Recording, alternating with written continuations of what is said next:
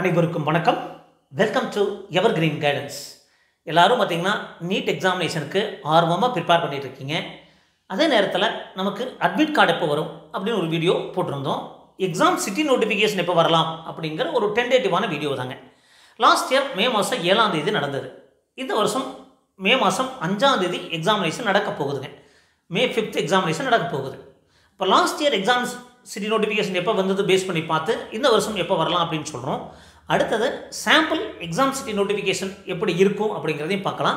So இந்த மாதிரி நிறைய வீடியோக்கள் அப்லோட் பண்ணிட்டு இருக்கோம். எங்கள் வீடியோஸ்லாம் மறக்காமல் லைக் பண்ணுங்கள். நிறைய மாணவர்களுக்கும் பெற்றோர்களுக்கும் போய் சேரணும். மறக்காமல் வீடியோ பார்க்குற ஒவ்வொருத்தரும் கண்டிப்பாக நீங்கள் லைக் பண்ணுங்கள், அன்பான வேண்டுகோள். அதே நேரத்தில் எங்கள் வீடியோஸ் பிடிச்சிருந்தாலும் சரி, எங்கள் சேனல் பிடிச்சிருந்தா சப்ஸ்கிரைப் பண்ணுங்கள், எங்களுக்கு என்கரேஜ்மெண்ட்டாக இருக்கும். அப்போ லாஸ்ட் இயர் மே மாதம் 7ஆம் தேதி எக்ஸாமினேஷன் நடந்து முடிஞ்சது.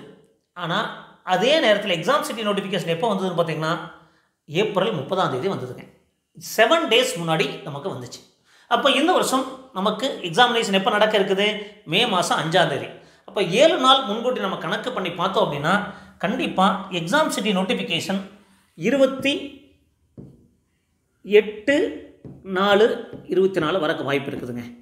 28 நாளில் வரலாம். ஒருவேளை அதுக்கு முன்கூட்டியே வர மாதிரி இருக்குதுன்னா 27 நாளில் நமக்கு நோட்டிஃபிகேஷன் வரலாம்.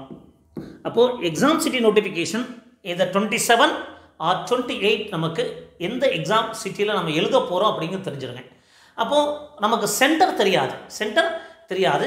அந்த exam city notification it is not admit card. Examination எந்த ஊரில் எழுத போகிறீங்க அப்படிங்கிறது தெரியும்.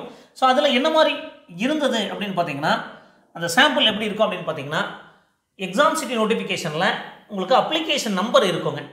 அப்ளிகேஷன் நம்பர் இருக்கும், கேண்டிடேட் நேம் இருக்கும், ஃபாதர்ஸ் நேம் இருக்கும், gender, date of birth, category, person with benchmark டிசபிலிட்டியா, ஸ்கிரைப் ரிக்வயர்டா, medium of question paper, date of examination, timing of examination and city of the examination. இங்கே பாருங்கள், சிட்டி ஆஃப் த எக்ஸாமினேஷன் இங்கே கோயம்புத்தூர் கொடுத்துருந்தாங்க.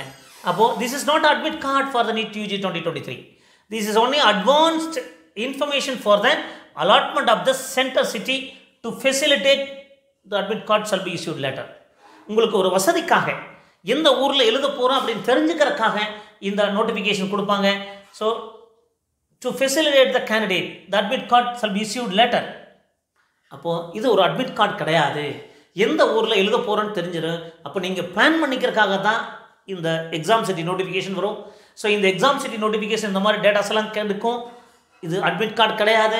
அப்போது 27ஆம் தேதியோ 28ஆம் தேதியோ நீங்கள் எந்த ஊரில் எக்ஸாம் எழுத போகிறேன்னு தெரிஞ்சிடும் அப்படிங்கிறத லாஸ்ட் இயர் இண்டிமேஷன் பண்ணி சொல்கிறோம். ஸோ இந்த மாதிரி எங்கள் வீடியோஸ் எல்லாம் பிடிச்சிருந்தா லைக் பண்ண, ஷேர் பண்ணுங்கள். மீண்டும் ஒரு நல்ல பதிவுடன் உங்களை சந்திக்கின்றேன். நன்றி, வணக்கம்.